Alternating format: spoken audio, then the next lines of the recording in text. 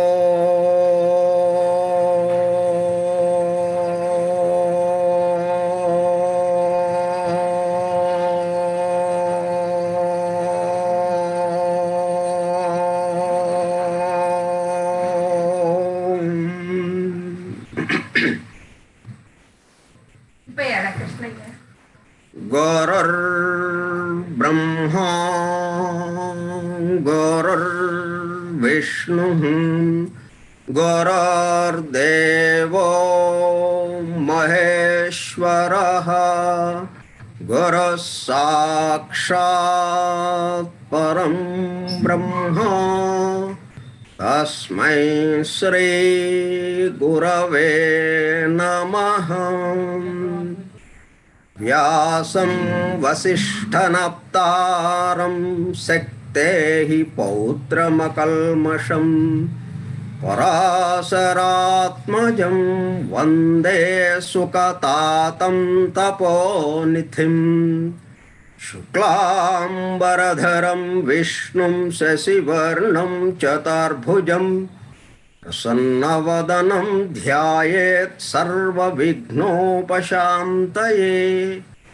अगज आनन पद्मार्कं गजाननमहर्निशम् अनेकदन्तं भक्तानां एकदन्तमुपास्महे।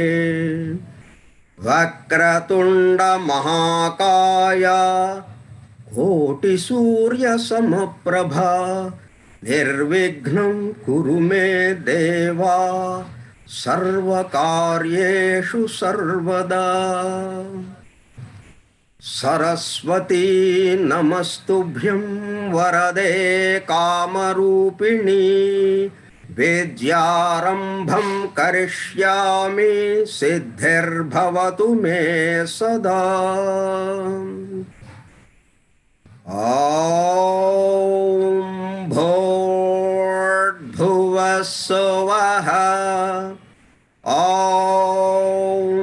तत्सवितुर्वरेण्यं भर्गो देवस्य धीमहि धियो यो नः प्रचोदयात्।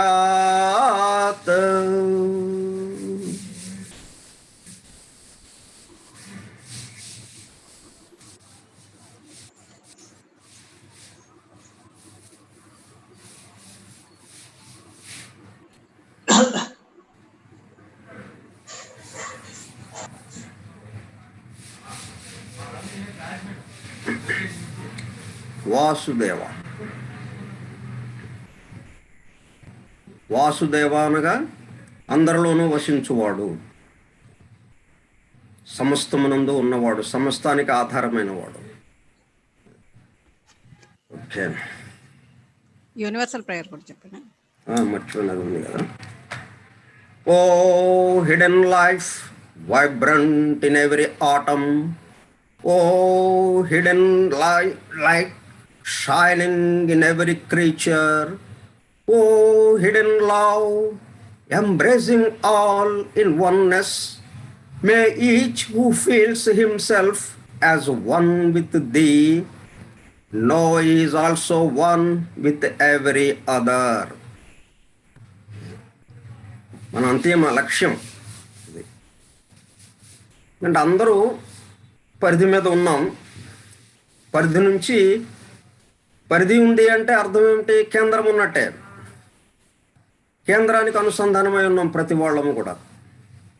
కాబట్టి ఎవరికి వాళ్ళము కేంద్రానికి అనుసంధానమై ఉన్నట్టు ఉన్నప్పటికీ కేంద్రం దగ్గర అందరం ఒకటైపోయాం.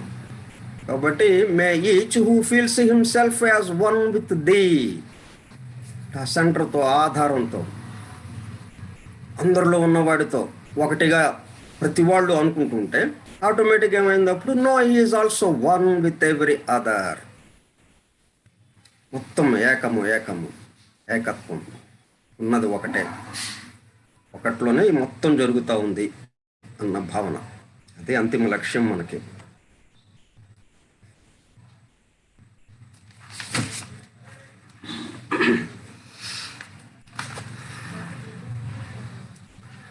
ద డివైన్ ప్లాన్, పాఠము 10. అడయారు గ్రేట్ బనియన్ ట్రీ దగ్గర ఉన్నాం మనందరము కూడా. ఎవరింటి దగ్గర వాళ్ళు ఉన్నామని అనుకున్నప్పటికీ అందరము అడయారులో ఆ గ్రేట్ బనియన్ ట్రీ దగ్గర కూర్చుని ఈ అధ్యయనం సాగిస్తున్నాము అన్న భావనతో చేద్దాం ఇది ఈరోజు. ద డివైన్ ప్లాన్, పాఠము 10, 29/11/2020, ఆదివారము మధ్యాహ్నము 11:30 గంటలు. జూమ్ క్లౌడ్ మీటింగ్ ద్వారా సుదూర ప్రాంతాలలో ఉన్నప్పటికీ హాయిగా విశ్రాంతి తీసుకుంటూ 1882 సంవత్సరంలో బ్లావెట్స్కి ఆల్కాట్ల చేతుల మీదుగా స్థాపించబడిన గుంటూరులోని శ్రీకృష్ణ దివ్యజ్ఞాన సమాజము, శ్రీకృష్ణ థియోసాఫికల్ లాడ్జ్ ఆధ్వర్యంలో నిర్వహింపబడుచున్న థియాసఫీ అధ్యయనములో అంతర్భాగముగా ప్రత్యక్ష ప్రసారముగా అందింపబడుచున్న ద డివైన్ ప్లాన్ గ్రంథ అధ్యయన పాఠమును ఏకకాలంలో వీక్షిస్తున్న ప్రియ ప్రేక్షక సోదరులకు నమస్కారము. ఈ సంవత్సరం ఆగస్టు నెల 16వ తేదీ నుండి ప్రతి ఆదివారము, కొన్ని ఆదివారములు మినహాయించి మధ్యాహ్నము 11:30 గంటల నుండి 12:30 గంటల వరకు జాఫ్రీ ఏ బర్బర్కా అందించిన ద డివైన్ ప్లాన్ గ్రంథమును అధ్యయనము చేసుకుంటున్నాము. గ్రంథంలో ఇవ్వబడిన విషయమును వివరించుకుంటున్నాము. 9 పాఠములు పూర్తి చేసుకుని 10వ పాఠమును ఈరోజు వివరించుకోబోతున్నాము. క్రితం పాఠంలో ద సెప్టనరీ లా, సాప్తిక దివ్య ధర్మము వ్యక్త రూపముగా ఉన్న మూల జాతుల సిద్ధాంతం గురించి, దానిలో 7గా ఉన్న ప్రాథమిక మూల సూత్రముల గురించి వివరించుకున్నాము.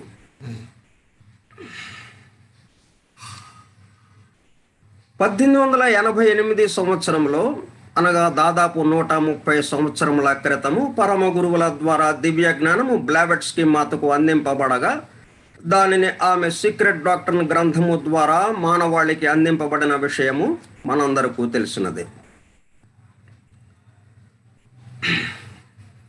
ఆ గ్రంథంలోని విషయమును తేలికగా అవగాహన చేసుకున్నటకు వీలుగా జాఫ్రీ ఏ బర్బర్కా ఒక గైడ్ బుక్ను అందించారు.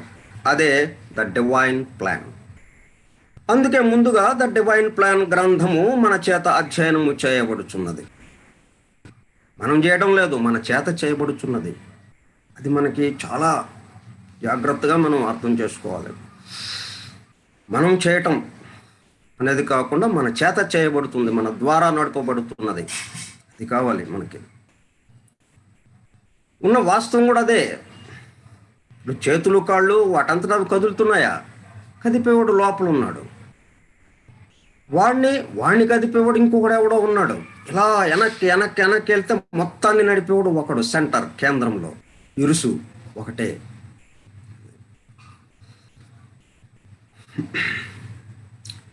ఇక్కడ విషయములను అవగాహన చేసుకున్నట జరుగుచుండగా నిజ జీవితంలో ఈ విషయములను ఆచరణలోనికి తెచ్చుకునే విధము గురించి the secret doctrine and its అప్లికేషన్గా సోదరుడు ఎస్విఎం నవీన్ కాశ్యప్ ద్వారా అందింపబడుచున్నది. ఇది తమాషాగా మనం ఇది ఊరికే చెప్పుకోవడమే కాకుండా, థియరీనే కాకుండా, విషయాన్ని వివరించుకోవడమే కాకుండా, దాన్ని అప్లికేషన్, ఆచరణలోకి తెచ్చుకోవడం ఎట్లాగా, అది కూడా ఏకకాలంలో జరుగుతూ ఉంది మనకి. ఒక వారం అది, ఒక వారం ఇది. చక్కగా ఈ విధముగా మనము ఈ రెండిటిని సమన్వయము చేసుకుంటూ అంతిమ లక్ష్యమైన ఏకత్వానుభూతికి చేర్చబడదముగాక. మనం చేరటం కాదు, చేర్చబడటం. ఓకే. ఈరోజు జీవ పరిణామము మూలజాతుల సిద్ధాంతములకు పరిపూరకముగా సీక్రెట్ డాక్టర్లో ఇవ్వబడిన విషయముల గురించి ముచ్చటించుకుందాము. అంటే ఈ ముందుగా వీటి గురించి తెలుసుకుంటే అవి 7 జాతుల మూల జాతుల గురించిన విషయాలు బాగా అవగాహన అవుతాయనే ఉద్దేశంతో మానవుని భౌతిక పరిణామము అంతా మానవునిలో నిగూఢముగా, అంతర్లీనముగా, సహజ సిద్ధముగా, వారసునిగా తనలో అవ్యక్తముగా ఉన్న దైవీ సంపత్తి వ్యక్తములోనికి తేవడుటయే.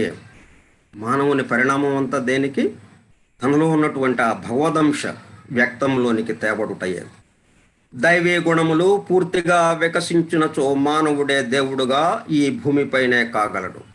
ఈ భూమే స్వర్గం అవుతుంది. అప్పుడు గాడ్ మ్యాన్ నుండి ఇప్పుడు మనం దేవుని నుండి జీవాత్మగా కిందకు జీవుడుగా కిందకు వచ్చాం. దేవుడు జీవుడుగా ఉన్నాం మనం ఇప్పుడు గాడ్ మ్యాన్గా. ఆ గాడ్ మ్యాన్ నుండి మ్యాన్ గాడ్గా, అంటే జీవుడు దేవుడు ఒకటగా అది జరుగుటకు ఈ పరిణామం అంతా జరుగుతూ ఉందన్నమాట. ఇది జరుగుటకు హ్యూమన్ కింగ్డమ్ మానవ వర్గకు సంబంధించిన వివిధ అభివృద్ధి దశలను దాటవలసి ఉంటుంది. అంటే మనం దేవుడుగా మారటంలో అనేక దశలు దాటాల్సిన అవసరం ఉంది. 7 మూల జాతులను, 7 పరివర్తనలను, అంటే రౌండ్స్, 7 రౌండ్స్, 7 రూట్ రేసెస్, వాటిని పూర్తి చేయవలసి ఉంటుంది.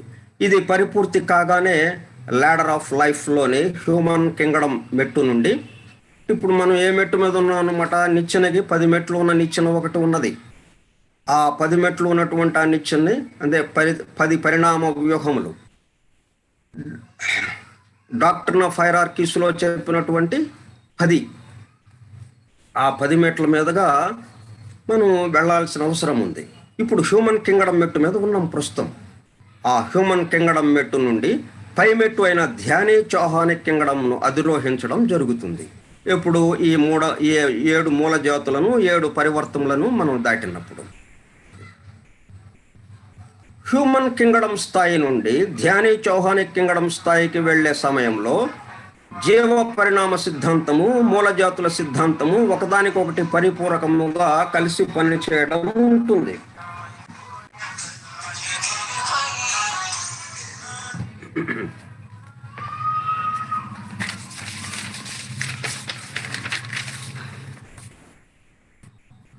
అందుచేత ముందుగా సీక్రెట్ డాక్టర్లో నేరుగా ఇవ్వబడిన కొన్ని సంగతుల గురించి ఇప్పుడు చెప్పుకుని ఆ తదుపరి రాబో పాఠంలో మూలజాతుల గురించి వివరించుకుందాము.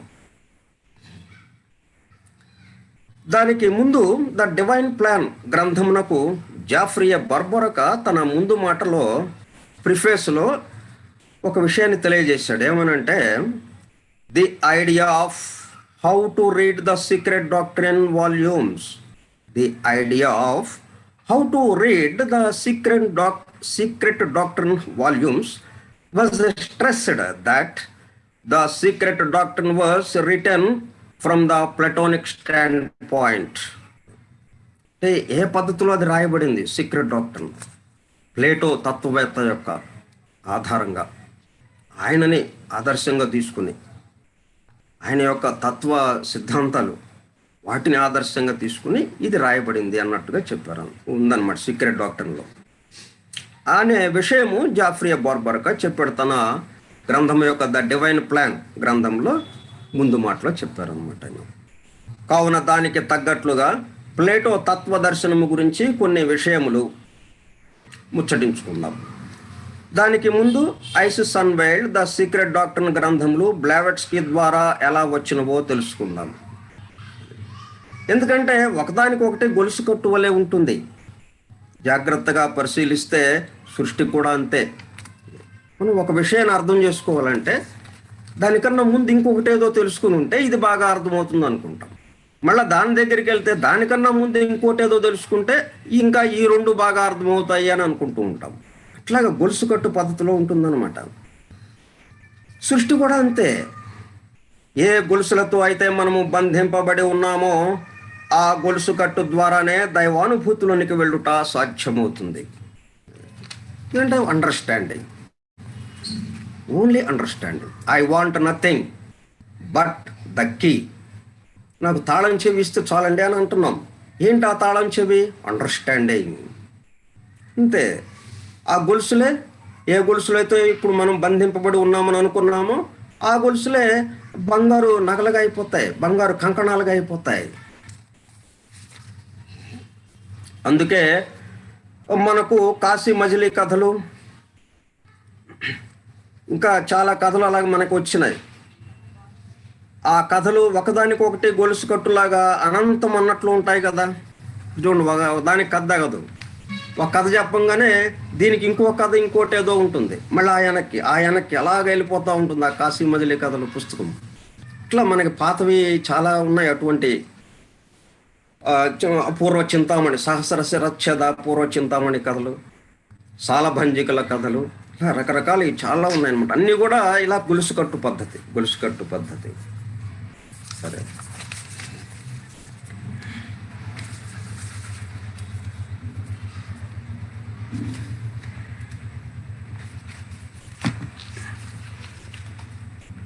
ప్రాచ్యదేశపు పరమ గురువులతో బ్లవెట్స్కి ఏర్పరచుకున్న ఆధ్యాత్మిక సంబంధమునకు ఫలితముగా ఈ గ్రంథ రచన జరిగినది.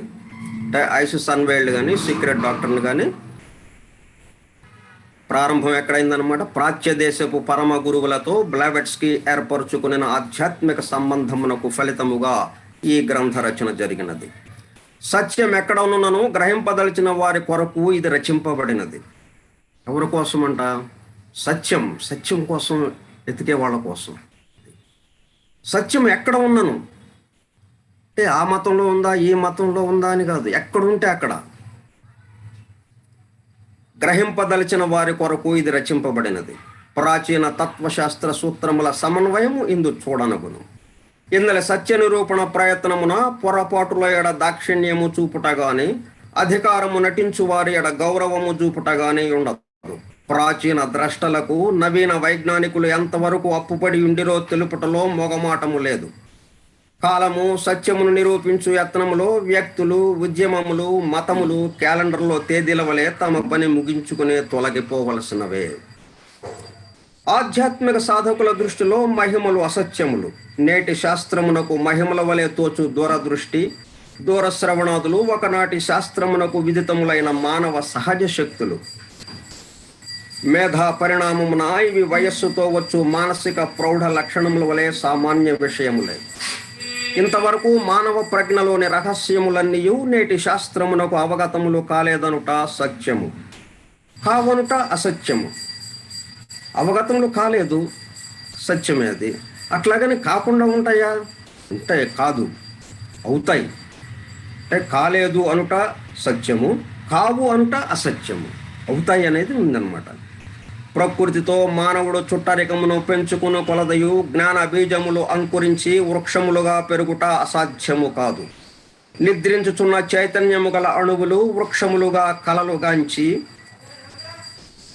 జంతువులుగా మేలుకాంచి, మానవులుగా తమ్ము తాము గుర్తించుట మానవుడింతవరకు ఎరిగిన ఆధ్యాత్మిక పరిణామము. ఇది ఇట్లే ఇంకను పురోగమించి నేటి మానవుడు రేపు ద్రష్ట అయి, ప్రేమమూర్తి అయి, శరీర ఆవశ్యకతను ఇచ్చచే దమించుకొనగల వెలుగు ముద్దయ్యి, కనిష్ట సోదరుల జీవులకు గురువుగా, దైవముగా మెలగగలుగుట ఈ పరిణామము యొక్క భవిష్యత్తు. అంటే పరిణామము, మనము ఈ మూలజాతుల సిద్ధాంతము, జీవ పరిణామము, ఈ రెండు ఒకదానికొకటి పరిపూరకముగా పనిచేస్తున్నాయని అనుకుంటున్నాం కదా. దానికి సంబంధించి కొన్ని వివరాలు దీంట్లో ఇలాగా మనం ముందు తెలుసుకుంటే అప్పుడు మనం అవే ఆ మూలజాతుల సిద్ధాంతం చక్కగా అర్థమవుతుంది అన్నమాట.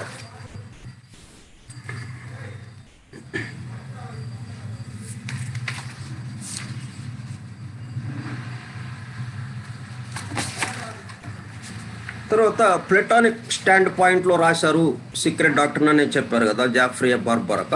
ఆ ప్లేటో యొక్క మహాశయుని యొక్క తత్వదర్శనం ఏంటో అది చూద్దాం మనం.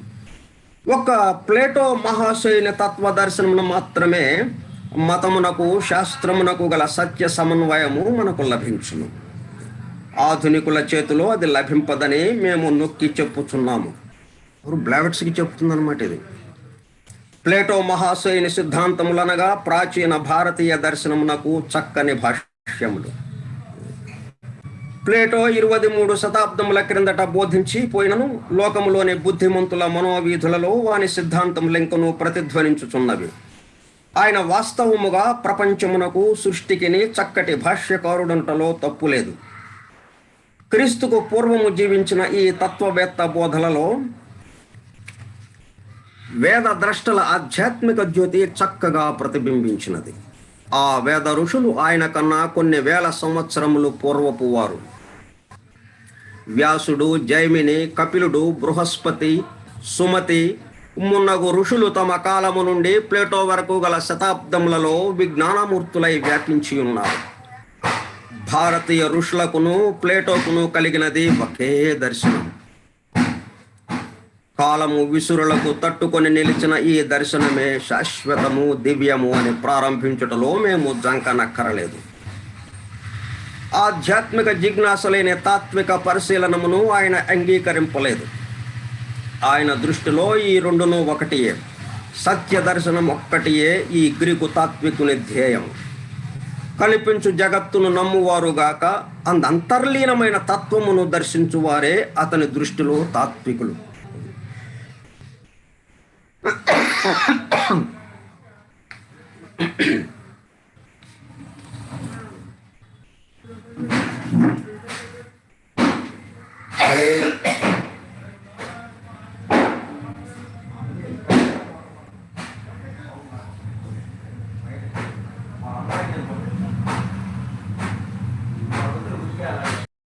బట్టలు ఉతుకుతున్నారు.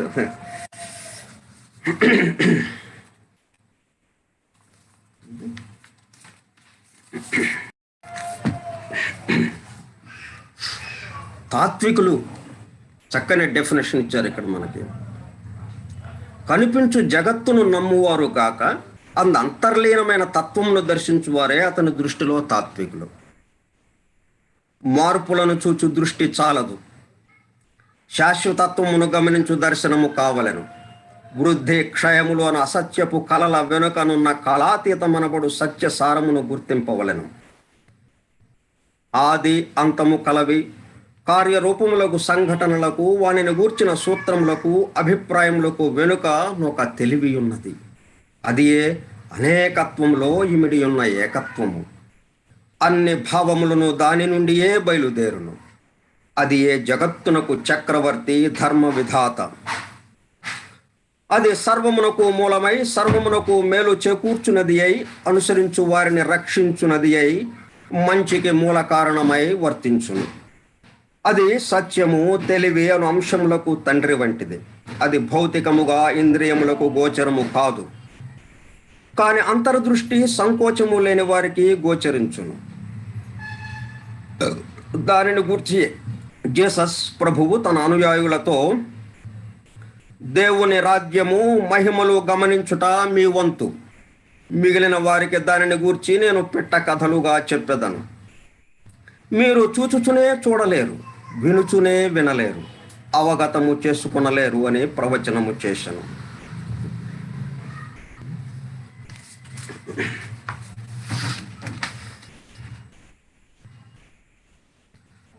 ఇక్కడ మనము ఒక విషయము చెప్పుకొనవలెను. అదేమిటంటే, భారతీయ ఋషుల ఆత్మదర్శనము, ప్లేటో మహాశయుని తత్వ దర్శనము సమన్వయము చేస్తూ బ్లవెట్స్కి ఇన్ని దర్శనములు లేవు, ఉన్నది ఒకటే దర్శనము, అది సత్య దర్శనము అని చెబుతూ దానినే దివ్యజ్ఞాన సమాజపు అధికార ముద్ర సీలులో సత్యాన్నాస్తి పరోధర్మ అని తెలియచేశారు. సత్యమును మించిన ధర్మము లేదు అని. ప్లేటో కూడా మన భారతీయ ఋషుల దర్శనాన్ని, ఆత్మ దర్శనాన్ని, ఆయన యొక్క తాత్విక దర్శనాన్ని కలిపి సత్య దర్శనముగా మనకు అందజేశారు అన్నమాట.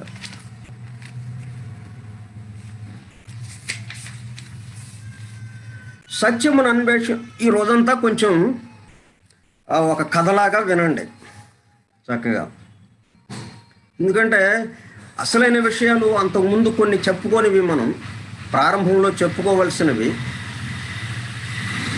ఆ విషయాల్ని మనం ఇప్పుడు వివరించుకుంటున్నాం. ఎందుకంటే కొంత దాకా వచ్చిన తర్వాత కొన్ని విషయాలకి సంబంధించి మనకు ఉన్న అనుమానాల్ని నివృత్తి చేసుకోవడానికి ఇటువంటి విషయాలు మనం ఇప్పుడు గనక మనం చెప్పుకుంటే, ఇక తర్వాత కానీ అంతకు ముందు చెప్పినవి కానీ తరువాత చెప్పుకోబోయేవి కానీ వీటన్నిటి పట్ల ఒక చక్కటి అవగాహన మనకు వస్తుంది. అందుకని ఈరోజు ఈ కార్యక్రమంలో నేను తీసుకున్నాను అనమాట. సత్యమును అన్వేషించుట అనగా దైవమును అన్వేషించుటయే. సత్య దర్శనం అంటున్నాము. సత్యన్నాస్తి పరో ధర్మ. సత్యము అంటే దైవము, దైవమును అన్వేషించుటయే. ఆత్మ సంకల్పములన్నిటినీ తన మయము చేసుకొనుచు వ్యక్తుల సర్వ కర్మలను తన స్పర్శచే అధిష్టానము వహించి ఈ జిజ్ఞాస శక్తి దైవముతో యోగస్థితి చెంది దైవ సంకల్ప నిర్వహణకు జీవుని పాత్రను చేయును, జీవుని పాత్రుని చేయును. దానితో ఆ జీవునకు దైవముతో సారూప్యము సంభవించును. మానవత్వము నుండి దివ్యత్వమునకు జీవి సూటిగా చేయు ఈ విహంగయానము అతడు దైవ సారూప్యమందుటకును నీతి ధర్మముగా మరలా కార్యరూప కింకర భావమందుటకును తోడ్పడుచున్నదని అతడు ఉపదేశించను. ఎవరు? ప్లేటో.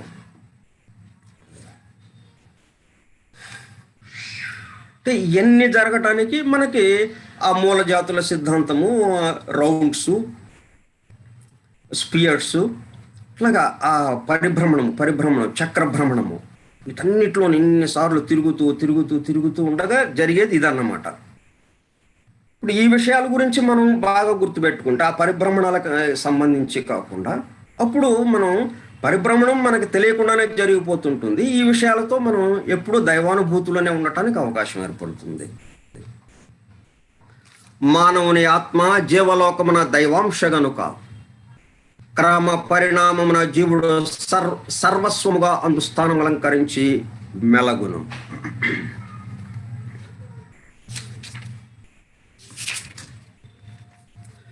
ప్రకృతిలోని ఉత్తమ ధర్మములన్నీ పరిమాణత్వ సిద్ధినందునని నవీన శాస్త్రము గుర్తించినది.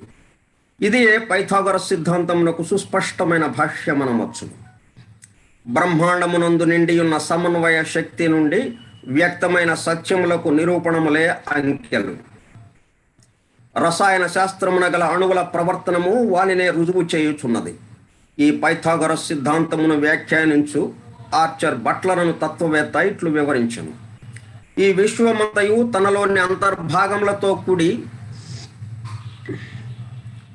వ్యక్తమగుచున్నప్పుడు సజీవమైన అంకగణితము, స్థిరపడినప్పుడు గమనింపబడినది ఆకార రేఖాశాస్త్రం. భిన్నత్వమునందు ఏకత్వము, ఏకత్వము నుండి పరిణమించుచున్న భిన్నత్వము అను రెండు అంశముల సమన్వయమే పైథాగరస్ సిద్ధాంతముల కన్నింటికి తాళము చెవి. ఇది పూర్తిగా హిందువుల బ్రాహ్మణ ఉపదేశ సిద్ధాంతము. ఈ దిగువ ఉదాహరణ వలన అది స్పష్టమగుడు. ప్రళయాంతమందు స్వయంభువైన పరమాత్మ తన నుండియే సర్వభూతములను వ్యక్తము చేయును. అతని నుండియే, అతని వలననే సర్వతత్వములు, అంశములు, జీవులు భూత భవిష్యత్ వర్తమానములలో వ్యక్తమగుచున్నవి. ఇది మనుస్మృతి 1:6-7. ఇది దేనికి చెప్పారంటే, పైథాగరస్ బోధించిన దశాంగుళ తత్వము ఈ అంశమును చిత్రముగా వివరించును. ఇప్పుడు ఏదైతే ఇక్కడ మాటల్లో చెప్పారో, ప్రళయాంతమందు స్వయంభువైన పరమాత్మ, అప్పుడు ఒక్కడే కదా, తన నుండియే సర్వభూతములను వ్యక్తము చేయును. అతని నుండియే, అతని వలననే సర్వతత్వములు, అంశములు, జీవులు భూత భవిష్యత్ వర్తమానములలో వ్యక్తమగుచున్నవి. దానికి రేఖాగణితంలో ఈయన ఇచ్చారన్నమాట. ఈ మాదిరిగా అంకగణితము, రేఖాగణితముల ద్వారా పైథాగరస్ ఎలాగ వివరించాడు? 1 + 2 + 3 + 4 10 అని అతని ఉపదేశము. అంటే 1, 2 కలిపితే 3, 3, 3 6, 6, 4 10. అందు 1 దైవము, 2 ద్రవము, 3 ఆది తత్వమును ప్రకృతిని అనుసంధానము చేసి ఆ 2 లక్షణములను తనలో నిముర్చుకున్న ఈ సృష్టి, 4 రూపము లేక అస్తిత్వము. వీని సంకలనము అగునది ఈ సమస్త తత్వముతో కూడిన బ్రహ్మాండము. ఈ విశ్వమంతయు సహస్రాంశముల సమన్వయము. అట్లయు ఒకే తత్వము యొక్క వ్యక్తీకరణము. అది ఇంద్రియములకు నానాత్వము, దర్శనమునకు ఏకాంశము. ఒకే అంశము దర్శించినప్పుడు, ఇంద్రియాలతో మనం చూస్తున్నప్పుడు నానాత్వము, అనేకత్వము. ఇట్లు సృష్టితత్వమును అంకెల పరిణామమున సంకేతించి చెప్పుట హిందువుల పద్ధతి. సృష్టి అది ఒకటి అనబడు ఏకత్వము. మనం వేదము, పురాణాలు, ఉపనిషత్తులో చెప్పే విధానం ఇది. దీన్నే పైథాగరస్ కూడా ఆ మాదిరిగా తీసుకొచ్చాడు అనమాట. ఒక త్రిభుజం, ఒకటి, తర్వాత 2 బిందువులు, 3 బిందువులు, కింద 4 బిందువులు. ఇట్లాగే ఈ మొత్తాన్ని కలిపేటప్పటికల్లా మనకి ట్రయాంగిల్ వచ్చింది అనమాట. అట్లాగే ఇక్కడ ఏం చెబుతున్నారు మనకి, ఒకటి అనబడు ఏకత్వము. అది తనంతట తానే ఉన్నది కనుక స్వయంభువు. తన నుండి సృష్టి శక్తిని వ్యక్తము చేయును. అది ఏ బ్రహ్మ లేక పురుషుడు. ఇట్లు ఒకటి రెండగును. ఈ ద్వంద్వము యొక్క సంయోగం వలన మూడవది యగు కార్య జగత్తు పుట్టును. ఇది ఏ విరాట్. ఈ మూడిటి సమన్వయమే అగోచరము, అనూహ్యము అను త్రయీ విద్య. దీని నుండి ఏ త్రిమూర్తి తత్వము సృష్టి స్థితి లయాత్మకమై వ్యక్తమగును. ఇందలి 3 అంశములను బ్రహ్మ, విష్ణు, మహేశ్వరులుగా దర్శించిరి. పరబ్రహ్మం ఇట్లు 3 విధములుగా వ్యక్తమై ప్రణవమందలి అకార, ఉకార, మకారముల సంకేతము చే తెలియబడుచున్నది. ఓంకారము 3 కలిసింది. అకార, ఉకార, మకారములు. బ్రహ్మ, విష్ణు, మహేశ్వరులు కలిసింది. వ్యక్తమై ఇంద్రియ గోచరమైన ఈ త్రిమూర్తి తత్వమునకు క్రిందుగా నుండి మానవులకు మనస్సు వ్యక్తమై ఆధారమవుచున్నది. అటు పైన శరీరము లేక వ్యక్త రూపము ఏర్పడి ద్రవ్య ధర్మములు, బీజ ధర్మములు, ప్రాణధర్మములు వ్యక్తమగును. ఈ మొత్తమే త్రయీమయుడగు పురుషుడు. దీనిని గూర్చియే బ్రాహ్మణుడు ప్రణవమును 3 పాదములు గల గాయత్రిని దర్శించుటకు నిత్యము వేదమునధ్యయనము చేయవలనని మనుస్మృతి చెప్పుచున్నది.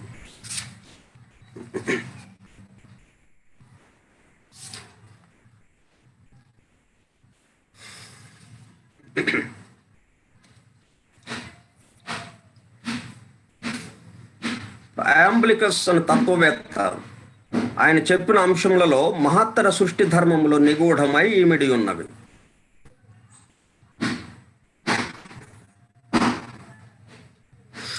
అంకెల తత్వము దర్శనము చేయు వారికి శుభములు కలుగును, అశుభములు దూరమగును. న్యాయము, సమదృష్టి, సత్వగుణము మున్నగు సామ్య మహిమలు అలవడును. తారకలలో ఒక్కొక్కటే ఒక్కొక్క ఆత్మ, అనగా దాని నుండి పుట్టి పెరిగి వర్తించు గ్రహములన్నయు వాని సూర్యత్వమునందు అంగాంగి భావము కలిగి ఉన్నవనే అర్థము.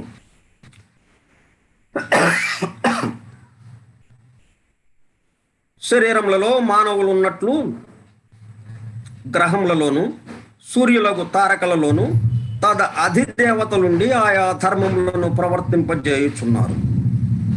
ఈ సత్యమును పైథాగరస్, వాని అనుయాయులు, ఆశ్రమ వాసులకు భారతీయ ఋషుల నుండి ఉపదేశమందిరి.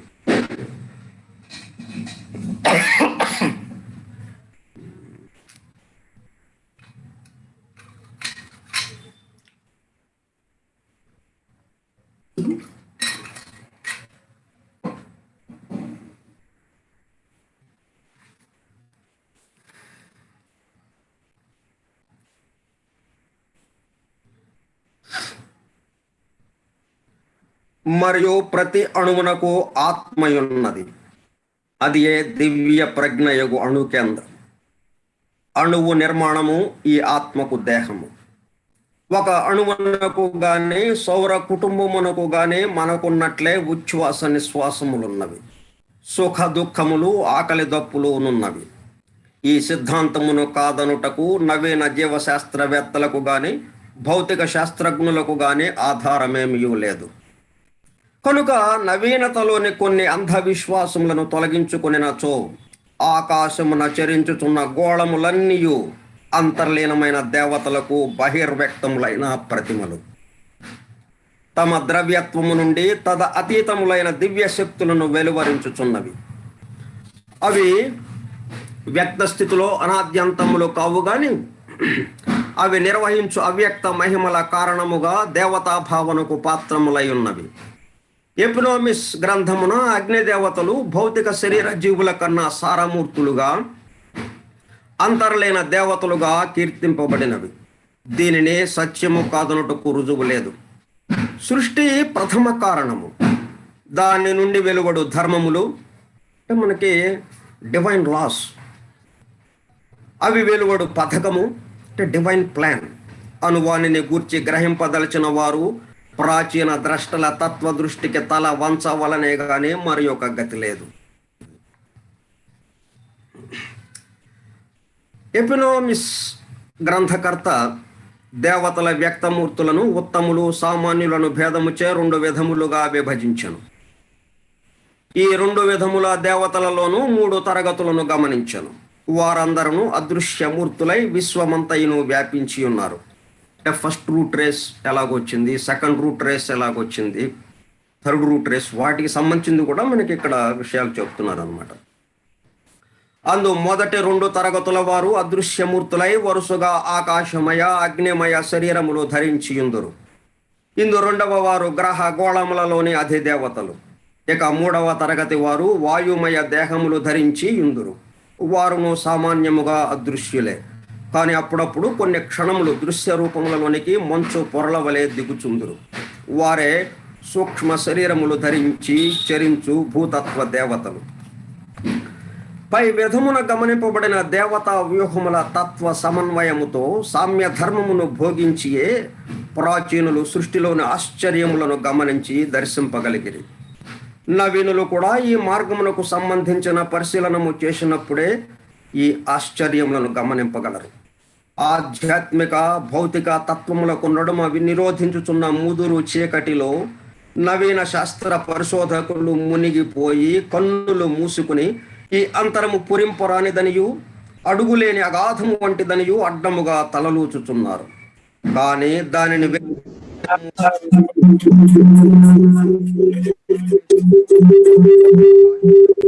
పట్టుట మాని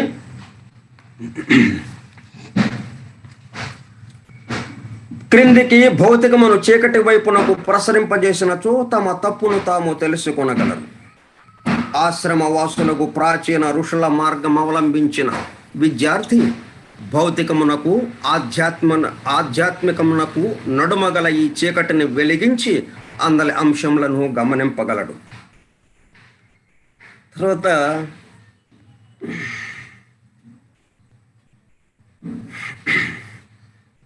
మ్యాజిక్ గురించి కొన్ని విషయాలు చెప్పారు. అదేమంటే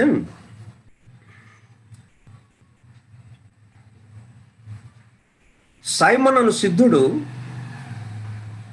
నేనేం చేసాడు, ఈథ్రోబసి అని ఒక పదం ఉంది, గ్రీకు పదం. ఈథ్రోబసి అను గ్రీకు పదమునకు గాలిలో నడచుట అని అర్థము. ఎలా నడవగలమండి గాలిలో మనం అంటే, దానికి ఒక ఆయన ఏం చేశాడంటే, సైమన్ అను సిద్ధుడు తన మొగమును భూమిపై చేర్చి భూదేవి చెవిలో రహస్యముగా ఇట్లు చెప్పాను. ఏమని? ఓ భూమాత, నీ ప్రాణశక్తిని కొంత నాకు వసగుమని ప్రార్థించుచున్నాను. నా ప్రాణశక్తిని నీకు కొంత ఇచ్చేదను. నా బంధమును కొంచెము సడలింపుము. నేను నీ సందేశమును కొనిపోయి తారకలకు చెప్పి మరలా మాట తప్పక నీ దరికి చేరేదను. అప్పుడు భూదేవి తన మహిమను చూపి తన చేతనమును అతని ఉచ్ఛ్వాసములోనికి విశ్వసించను. అతడును ఆమెకు సోకునట్లు నిశ్వాసము చేశాను. అప్పుడు శక్తి సంపన్నుడైన ఆ ఒక్కని రాకను గూర్చి తారకలు సంతోషించినవి.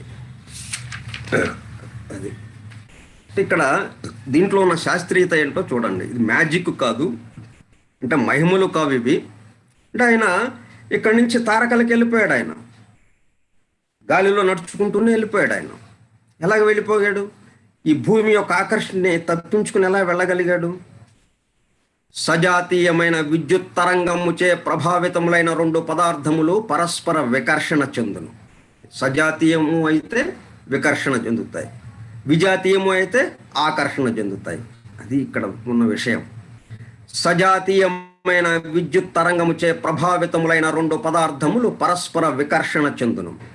విజాతీయమైన విద్యుత్ తరంగములచే ప్రభావితములైనప్పుడు అవి పరస్పర ఆకర్షణ చెందును అను ప్రకృతి సూత్రమునకు సంబంధించిన నిదర్శనమే పై చెప్పిన సైమన్ మేగస్ జీవిత సన్నివేశమునకు సంబంధించిన ఉదంతము. భూమి ఒక పెద్ద అయస్కాంతము. ఈ సత్యమును నవీన శాస్త్రజ్ఞులు కూడా గుర్తించిరి. అట్లు గుర్తించుటకు 300 సంవత్సరములకు పూర్వము పరాసెల్సస్ అను తత్వవేత్త దీని గురించి వ్యాఖ్యానించను. మన భూమి యందు ఒక విధమైన విద్యుత్తు పనిచేయుచుండును.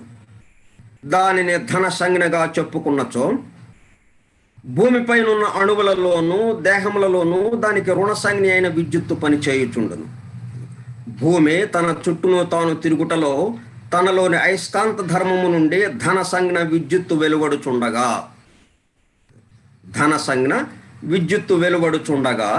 చుట్టూనున్న పదార్థములలోనే రుణ విద్యుత్తు కారణముగా భూమికిని వానికిని నడుమ విజాతీయ విద్యుత్ ధర్మమైన ఆకర్షణము పనిచేయుచుండును. అందువల్ల మనం భూమిని దాటి వెళ్ళలేకపోతున్నాము అన్నమాట. ఈ ఆకర్షణమే భౌతిక ద్రవ్యముల బరువు అను ధర్మమునకు కారణమగుచున్నది. ద్రవ్యము యొక్క పరిమాణమును బట్టి విద్యుత్ పరిమాణం ఉండును గనుక బరువు కూడా పరిమాణమును బట్టి మారును. భూ పరిమాణము 2 ఉన్నచో వస్తువుల బరువు రెట్టింపై ఉండేది. ఇక ఈ భూమి ఆకర్షణ నుండి తప్పించుకున్నట ఎట్లు? మరి భూమి ఆకర్షణ నుంచి తప్పించుకుంటేనే కదా మనం ఆకాశయానము గగనయానము చేయగలగటం. దానిని తప్పించుకొనినచో గగనయానము సాధ్యమగును. సంకల్ప బలముచే తప్పించుకునుట ఒక మార్గము. అంటే కొన్ని సంవత్సరాలు తపస్సు చేసి సంకల్ప బలంతో మనం ఈ ఆకర్షణ తప్పించుకోవటం ఒక మార్గం. అదిగాక మానవుడు తన శరీరములోని రుణ విద్యుత్తును ధన విద్యుత్తుగా ప్రసరింపజేయగలిగినచో సజాతీయత వలన భూమికిని తనకును నడుమ వికర్షణ ఏర్పడును. అంతకుముందు వానిపై భూమి ఆకర్షణ ఎంత తప్పనిసరి అయి ఉన్నదో ఇటుపైన వికర్షణము కూడా అట్లే తప్పనిసరిగా పనిచేయును. అప్పుడు అతడు వేగముగా పైకి నెట్టబడును. ఒక మారు ఇట్టి దమన శక్తి పట్టు చిక్కినచో కావలసిన ఎత్తు వేగము మరలా దిగివచ్చున్న ఆవశ్యకతను అనుసరించి తనలోని విద్యుత్ యొక్క రుణ ధన సంజ్ఞలను విమాన సారథి వలె మార్చుకొనొచ్చుండవచ్చును. ఒక తమాషా అన్నమాట.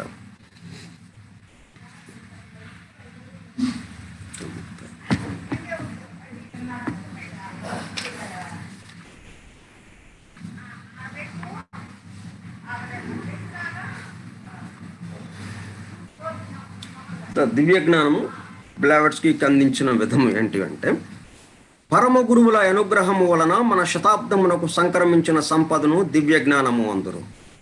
దివ్య జ్ఞానమునకు ముఖ్యాంశములు 3. ఆధ్యాత్మిక సంబంధమనబడు విశ్వ సోదరత్వమునకు హృదయముగా మానవ హృదయము పరిణమించుట, మానవునిలోని అంతర్లీనములైన సుప్త శక్తులను అర్చించి మేలుకొలుపు సాధన, ప్రపంచ మత గ్రంథములలోని మత అతీత సత్యమును స్వీకరించి ఆచరణమున మలచుకునుట. ఈ 3 సిద్ధాంతములను ఈ 3 సూత్రములను గురువుల నుండి మన శతాబ్దమునకు సంక్రమింపజేసిన సిద్ధ జీవి హెలెనా పెట్రోవ్నా బ్లావెట్స్కి. ఆమె ప్రత్యక్ష గురువులలో ముఖ్యమైన వారు 3: జ్వాలాకులుడు, మౌర్య, కుథోమి. ఈ 3 మహర్షులు. అందు మొదటి వారు మిగిలిన 2 శిష్యులు. జ్వాలకులుడు ఈ కుథోమి 2 కూడా శిష్యుడుగా ఉన్నాడు అనమాట. ఆయన వారు దేవాపి నుండి గుహ విద్యను స్వీకరించి బ్లావెట్స్కి గ్రంథముల ద్వారా ప్రకటమునర్చిరి. మరువు నుండి అగ్నియోగము, సప్తకిరణముల ఆధ్యాత్మిక సూర్య సిద్ధాంత శాస్త్రము స్వీకరించి ఎలిసే బెయిలీ గ్రంథముల మూలమున ప్రసారము చేసిరి. దివ్య జ్ఞాన శాస్త్రము నుండి వేద పురాణ సమన్వయము నవీనులకు అవగతమగు హేతువాద మార్గమున స్థాపించబడినది. ప్రస్తుత శతాబ్దములను రాబో శతాబ్దమును ఆధ్యాత్మికులకు భౌతికవాదులకు నడుమనున్న అవరోధములను తొలగించి చక్కని ద్వారములు ఏర్పరిచి చుట్టరికమును స్థాపించుటతో మానవ సోదరత్వము నెలకొల్పుటతో పూర్ణత్వము లభించును. శ్రీకృష్ణ నిర్యాణ సమయమున వాని నుండి భాగవతము ఉపదేశమంది జగద్గురువులైన మైత్రేయులు ఈ దర్శనమునకు మూల పురుషులు.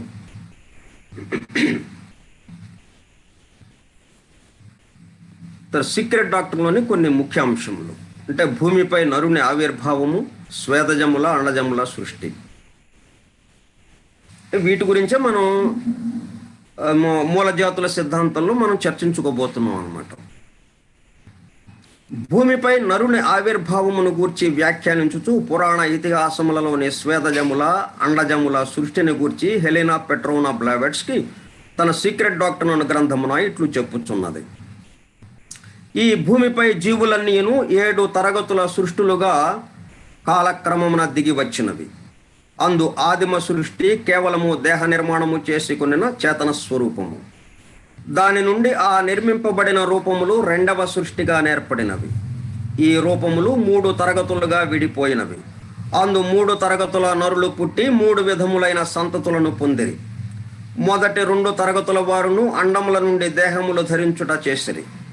ఈ అండములను ధరించుట కూడా ప్రస్తుత శాస్త్రజ్ఞులకు తెలిసిన దానికన్నా వేరు విధముగా నుండెను. ప్రాణమయమైన ద్రవమును చెమటగా వెలువరింపగా ఆ చెమట బిందువులు పేరుకొని ఘనీభవించి వాని నుండి జీవదేహములు అండముల నుండి వలె వెలుపలికి వచ్చినవి. ఈ చెమట నుండి ఘనీభవించిన అండములే లోపలి పిండమునకు గర్భములుగా పనిచేసినవి. ఇట్లు పుట్టిన దేహములు గల జీవులకు నియతములైన ఆకారములు గాని స్త్రీ పురుష దేహముల భేదములు గాని లేవు. వాని నుండి అండజములుగా పుట్టిన తరువాత జీవుల శరీరములందు స్త్రీ పురుష దేహ నిర్మాణము ప్రతి దేహమునందునున్నవి.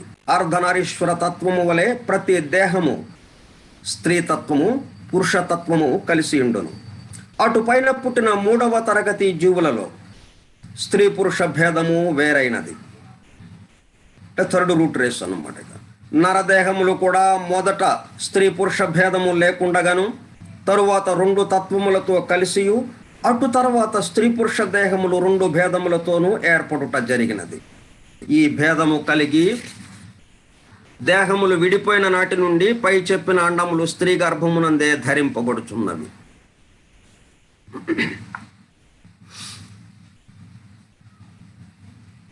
భౌతిక స్త్రీ పురుష దేహ సమాగమము, గర్భధారణము, ప్రసూతి అను వారిని కల్పించిన వాడు దక్షుడు. ఇది ఏర్పడుటకు ఇందలే మార్పులు జరుగుటకు చాలా యుగముల కాలము పట్టినది. కనుకనే దక్ష యజ్ఞము దాని విధ్వంసనము పర్యాయములుగా వర్ణింపబడినది. ఇవన్నీ కూడా సీక్రెట్ డాక్టర్లో చెప్పిన విషయాలు అన్నమాట. ఇచ్చట సృష్టికి భౌతిక రూపములు కల్పించుట, మరలా తొలగించుట ఈ సృష్టి క్రమంలో భాగములుగా చెప్పబడినవి. అందు సంహారమునకు నియమింపబడిన వీరభద్రుడు తన రోమ కోపముల నుండి మహాశక్తి సంపన్నులైన రుద్రగణములను ఉత్పాదింపజేసినని ఉన్నది. ఇది పై చెప్పబడిన స్వేదజములు లేక చెమట బిందువుల నుండి పుట్టినవి అగు జీవుల విషయమని గుప్త విద్య తెలిసిన వారు గ్రహింపగలరు. దక్షుడు 3వ మన్వంతరపు నరజాతికి సంకేతం. ఈ 3వ జాతి నరులు పవిత్రులు, పుణ్యస్వరూపులు. వారికి ఇంకనూ వ్యక్తిత్వము వేరై ఉండలేదు. వారు కేవలము సత్వగుణము కలవారు. అట్టి జాతీయగు దక్షుని ప్రజాసర్గము కల్పింపమని బ్రహ్మ ఆదేశించను. దానికి విధేయుడై దక్షుడు పరములు అపరములు అగు జీవులను సృష్టించెను. అందు ద్విపాత్తులను చతుష్పాత్తులను కూడా తన సంతతిగా గనెను. అతడు దేవతలకును, దైత్యులకును, నాగులకును, జంతువులకును, దానవులకును, మానవులకును తన సంకల్ప శక్తిచే పుత్రికలను ఉత్పాదించి ఇచ్చెను. అంటే భార్యలను దాంపత్యమును కల్పించనని అర్థము. ఇది సీక్రెట్ డాక్టర్ను 3వ సంపుటంలో ఉందన్నమాట. అలాగే భౌతిక దేహములతో నరజాతి మన భూగోళముపై ఇప్పటికీ 1,80,00,000 సంవత్సరముల నుండి ఉన్నది. దానికి ముందు 30 కోట్ల సంవత్సరములు ఖనిజములు, వృక్షములు పుట్టి పెరిగిన కాలము. జీవులకు భౌతికములు కాక ఎముకలు లేని సూక్ష్మ శరీరముండునని తెలియని వారు దీనిని అంగీకరింపరు. శాస్త్రజ్ఞులు భౌతిక జీవులను గూర్చి మాత్రమే ఎరిగిన వారు గనుక ఈ విషయము చెప్పినచో కోపింతురు. ఇది కూడా సీక్రెట్ డాక్టర్ 3వ సంపుటంలో ఉంది. మానస సృష్టి, ఎముకలు లేని సూక్ష్మదేహముల సృష్టి కలిసి సంకల్పోద్భవులైన స్థూల శరీరధారులను కల్పించినది. ఇది 3వ మన్వంతరము నడుమ ఇప్పటికీ 1,80,00,000 సంవత్సరముల క్రిందట జరిగినది.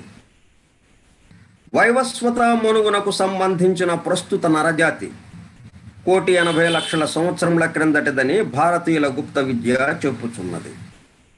ఈ భూమిపై మొట్టమొదటగా భౌతిక దేహము ధరించిన మానవుడు ఇప్పటికి 3 కోట్ల సంవత్సరముల నుండి ఉన్నాడు.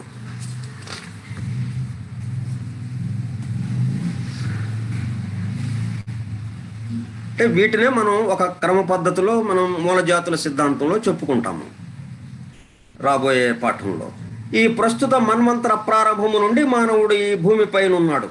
అంతకు ముందు 3 మన్వంతరములలో అతడు బహువిధ రూపములు ధరించి అటుపైన ఈ భూమిపై ఏర్పడిన యుగముల ఉష్ణోగ్రతలతో సమపాళమైన భౌతిక దేహమును అలవాటు చేసుకొనుచూ వచ్చి మొదటి భౌతిక దేహ నరుడు ఇప్పటికీ 1,80,00,000 సంవత్సరముల క్రిందట స్థిరపడెను.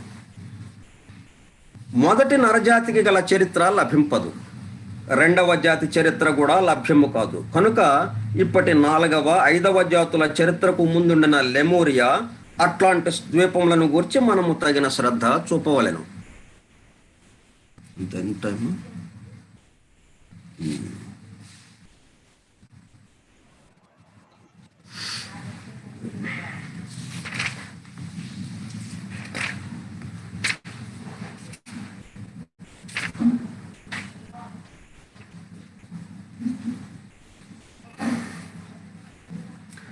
వైవస్వత మనువు యొక్క సంతతియగు ప్రస్తుత మానవుడు ఈ భూమిపై ఆవిర్భవించిన నాటి నుండి నేటి వరకు మేరుదండమైన ఈ భూమి ఇరుసునకు 4 మార్లు కల్లోలములు కలుగుట, సర్దుకొనుట జరిగినది. ఎప్పటికప్పుడు వెనుకటి భూఖండములు సముద్రంలోనికి పీల్చుకొనబడుటయు నూతన భూఖండములు వెలువడుటయు జరిగినది. మొట్టమొదటి భూఖండం ఒక్కటే అప్పటి నుండి ఇప్పటి వరకు మునుగకుండా మిగిలినది. పెద్ద పెద్ద పర్వత పంక్తులు కూడా అంతకు ముందు లేని చోట్లలో పెళ్ళుబికినవి. ప్రతి కల్లోలమునకును భూతలము పైన ఆకృతి పూర్తిగా మారిపోవుట జరిగినది. అర్హతను బట్టి నిలువవలసిన జాతులు సకాలమున సహాయము పొంది రక్షింపబడినవి. ఇట్టి మార్పులు జరుగుట ఒకనాడు సంభవింపదు, కొన్ని వేల సంవత్సరములు పట్టును. మన్వంతర రహస్యములను గూర్చి దివ్యజ్ఞాన గురువుల ఉపదేశములు. ప్రతి మన్వంతరమునకును సంబంధించిన మానవ జాతి ఒకటి ప్రత్యేక లక్షణములతో వర్ధిల్లును. ప్రస్తుతము జరుగుతున్న 7వ మన్వంతరము వైవస్వత మన్వంతరము. మనకి ఆ యుగాలు 4 యుగాలు కలిపి ఒక మహాయుగము. అటువంటి 71 మహాయుగాలు ఒక మన్వంతరము అన్నమాట. అటువంటి 14 మన్వంతరాలు ఉన్నాయి మనకి. 14 మన్వంతరాలు ఇంటూ 71 అనేటప్పటికల్లా మనకి 994 వస్తుంది. మిగతావి సంధికాలము కలిపి 1000 మహాయుగాలు బ్రహ్మ యొక్క పగలు. అంటే 14 మన్వంతరాలు జరిగిపోతే బ్రహ్మ ఒక పగలు జరిగినట్టుగా ఉంటుందన్నమాట. ఈ 14 మన్వంతరాలకి సంబంధించినటువంటి పూర్తి వివరాలు మనకి ఈ పురాణాలను, ఉపనిషత్తులను, సీక్రెట్ డాక్టర్లను ఇవ్వబడ్డాయి. ప్రతి మన్వంతరమునకును సంబంధించిన మానవ జాతి ఒకటి ప్రత్యేక లక్షణములతో వర్ధిల్లును. ప్రస్తుతము జరుగుతున్న 7వ మన్వంతరము వైవస్వత మన్వంతరము. అందు సృష్టింపబడు నరజాతి భూగోళమందు అన్ని ప్రాంతములకును పంచబడును. కాలక్రమమును అనుసరించి ఒక మన్వంతర జాతిలో 7 ఉపజాతులుండును. ప్రతి ఉపజాతి యందు 7 వేర్వేరు లక్షణములు గల కుటుంబ జాతులుండును. ప్రతి ఉపజాతియు సుమారు 25,000 సంవత్సరముల నుండి 30,000 సంవత్సరముల కాల పరిమితి కలిగి ఉండును. మనం ఇప్పుడు 5వ ఉపజాతిలో 4వ కుటుంబమున ఉన్నాము. ఈ కుటుంబములలో మొదటి కుటుంబము ఆర్యజాతికి చెందిన ఆసియా వాస్తవ్యులు అనవచ్చును. వారు 2 ద్వీపములకు చెందినవారు. ఆ ద్వీపముల పేర్లు ఋతము, దైత్యము. అవి పూర్వముండిన చోట నేడు అట్లాంటిక్ మహాసముద్రం ఉన్నది. ఈ ద్వీపములు ఇప్పటికి సుమారు 8,50,000 సంవత్సరముల క్రిందట మునిగిపోయినవి. అనగా మయోసిస్ యుగము చిట్ట చివరి కాలమున మునిగిపోయినవి. మన వైవస్వత మన్వంతర కాలమున 5వ జాతిలో 4వ ఉపజాతి మానవులు మొట్టమొదట అట్లాంటిస్ ద్వీప వాస్తవ్యులే. అందలి చిట్ట చివరి ద్వీపము ఇప్పటికి 11,000 సంవత్సరముల క్రిందట మునిగిపోగా మన పూర్వులైన ఈ ఉపజాతి వారు ఈ భూమి యందు వ్యాపించిరి. సీక్రెట్ డాక్టర్ 3వ సంపుటము.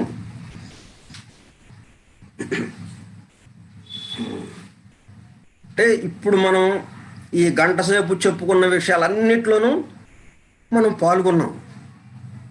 ఇప్పుడు విన్నాము మనందరము. వాస్తవంగా ఆ విషయాల్లో ఆయా యుగాల్లో ఆయా ఉపజాతులు లేకపోతే మూల జాతుల్లో ఆ మానవ పరిణామంలో వాటన్నిటిలోనూ మనం ఉన్నాం. మనం ఇప్పుడు చెప్పుకుంటున్నదేంటి, మనకు వాస్తవంగా జరుగుతున్నదే. ఇదిగో ఇట్లాగా మన జీవిత చరిత్ర చెప్పుకున్నట్టుగా, నేను ఫలానా తేదీన పుట్టాను, ఫలానా తేదీన పెరుగుతూ ఈ ఫలానా చదువు ఇంతవరకు చదువుకున్నాం, ఉద్యోగం ఫలానా తేదీన చేరాం, ఫలానా తేదీన పెళ్లి చేసుకున్నాం. ఇట్లా నా గురించే చెప్పిన చరిత్రలాగా మన గురించిన చరిత్ర ఇదంతా.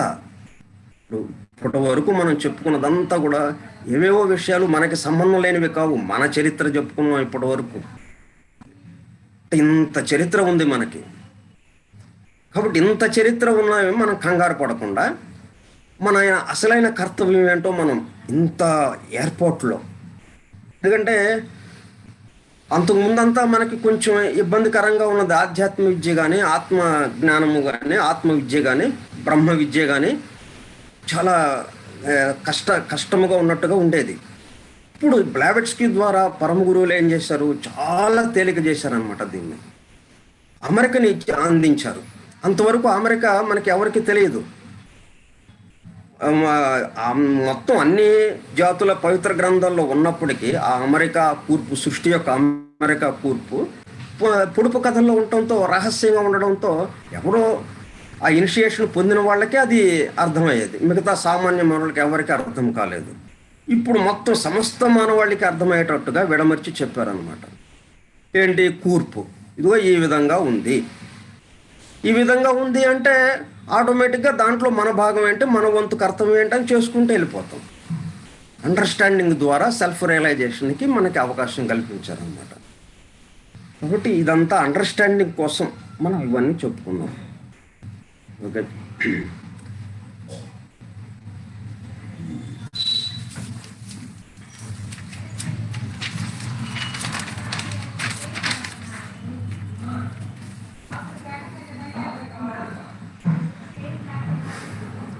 కాబట్టి ఇది ద డివైన్ ప్లాన్ గ్రంథ అధ్యయన భాగంగా ఈరోజు చెప్పుకున్నవి కూడా దీనికి సంబంధంగానే చెప్పుకున్నాము. ఇక రాబోయే పాఠంలో మూలజాతుల సిద్ధాంతములు, దాని తర్వాత ఉన్న డివైన్ లాస్ ఇంకా 2 ఉన్నాయి, అవి చెప్పుకుంటే ఇక దానితో మనకి పరిపూర్ణం అవుతుంది. ఓకే, ఈరోజుకి మనం ముగిద్దాం ఇది. స్వస్తి ప్రజాభ్యః పరిపాలయంతాం న్యాయేణ మార్గేణ మహీం మహిషాః గో బ్రాహ్మణేభ్యః శుభమస్తు నిత్యం. లోకాః సమస్తాః సుఖినో భవంతు. లోకాః సమస్తాః సుఖినో భవంతు. లోకాః సమస్తాః సుఖినో భవంతు. ఓం శాంతి శాంతి శాంతి.